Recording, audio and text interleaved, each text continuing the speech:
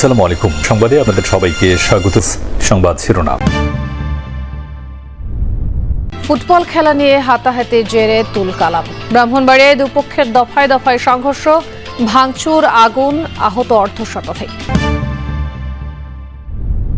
লক্ষ্মীপুরে মা মেয়েকে হত্যা ও স্বর্ণালংকার লুটের ঘটনায় এখনো আটক হয়নি কেউ। মোটিভ খতিয়ে দেখছে পুলিশ। এলাকায় শোকের ছায়া।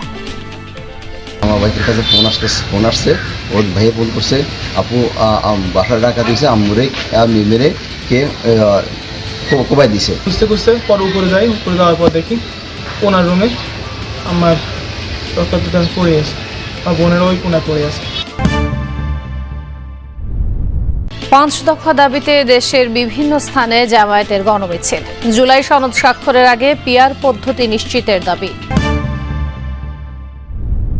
মানিকগঞ্জে মামলা থেকে আওয়ামী লীগ নেতাদের নাম বাদ দিতে বাদীকে চাপ প্রয়োগের অভিযোগ। এনসিপির 2 নেতার ভয়ে পালিয়ে বেড়াচ্ছেন বলেও দাবি জুলাই যোদ্ধার।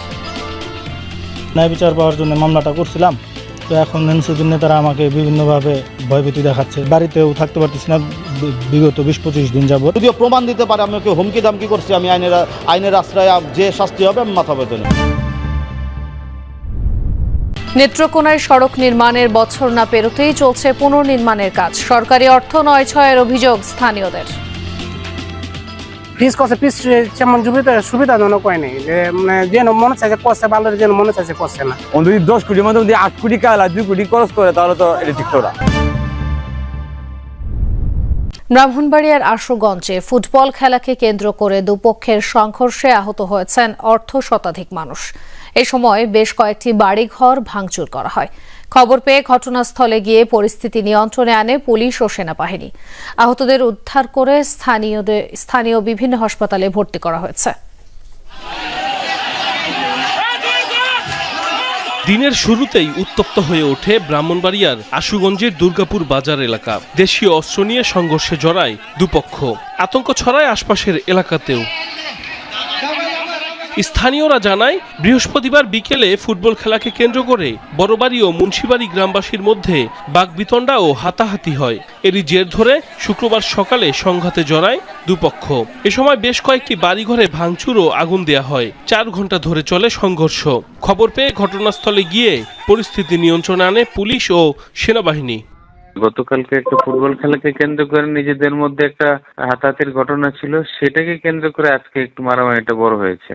পরে আহতদের উদ্ধার করে পাঠানো হয় বিভিন্ন হাসপাতালে। এলাকার পরিস্থিতি থমথমে, মোতায়েন রয়েছে পুলিশ। এখনো কোনো লিখিত অভিযোগ পাই নাই, পরিস্থিতি নিয়ন্ত্রণে আছে এবং অতিরিক্ত পুলিশ মোতায়েন করা আছে আমাদের। লিখিত অভিযোগ পেলে আইনগত ব্যবস্থা নেওয়া হবে বলে জানিয়েছে পুলিশ। লক্ষ্মীপুরে মা মেয়েকে হত্যা এবং স্বর্ণালংকার লুটের ঘটনায় এখনো কাউকে আটক করতে পারেনি পুলিশ। মামলা হয়নি, এখনো জানা যায়নি হত্যার মোটিভ। জোড়া খুনের ঘটনায় এলাকায় শোকাবহ পরিবেশ। হত্যায় জড়িতদের গ্রেফতারের দাবি স্বজনদের। পাড়া প্রতিবেশীদের ভিড় একটি বাড়ি ঘিরে। এখানেই মিলেছে মা মেয়ের মরদেহ। লক্ষ্মীপুরের রামগঞ্জে ঘরে ঢুকে মা মেয়েকে হত্যার ঘটনায় হতবাক স্থানীয়রা। এলাকা জুড়ে শোকের মাতম।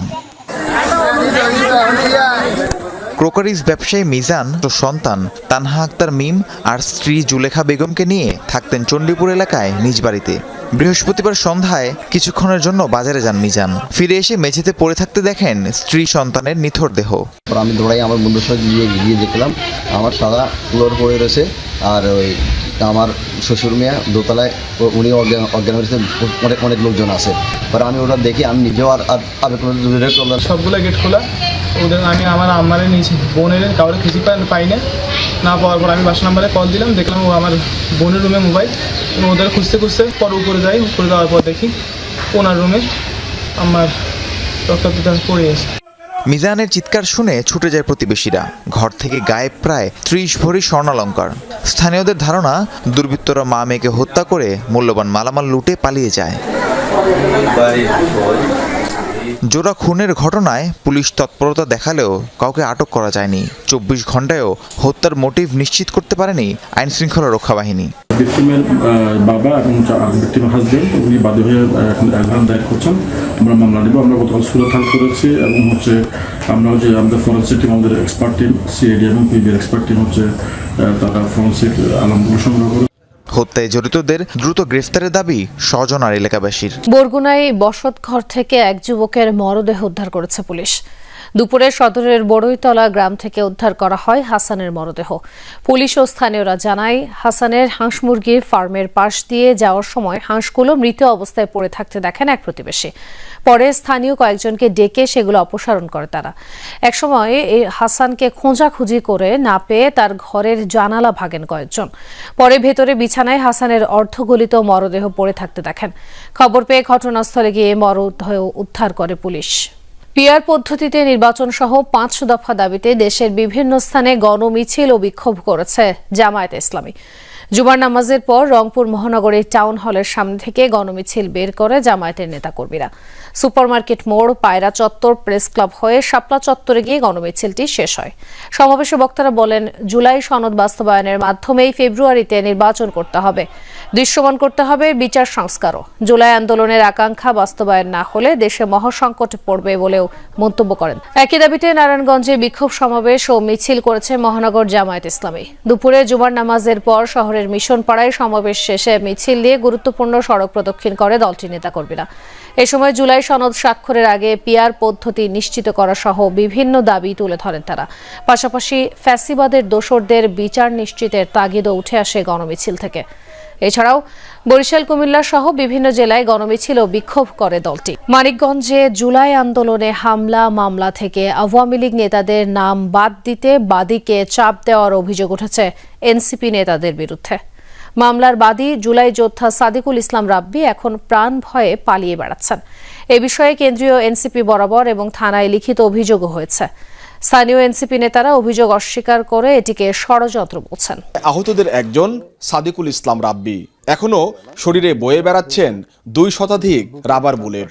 4 আগস্ট হামলা মামলার বাদী তিনি। অভিযোগ উঠেছে মামলা থেকে জেলা ছাত্রলীগের সাবেক সভাপতি দেওয়ান মতিন সহ আওয়ামী লীগ নেতার নাম বাদ দিতে চাপ দিচ্ছেন এনসিপির স্থানীয় 2 নেতা।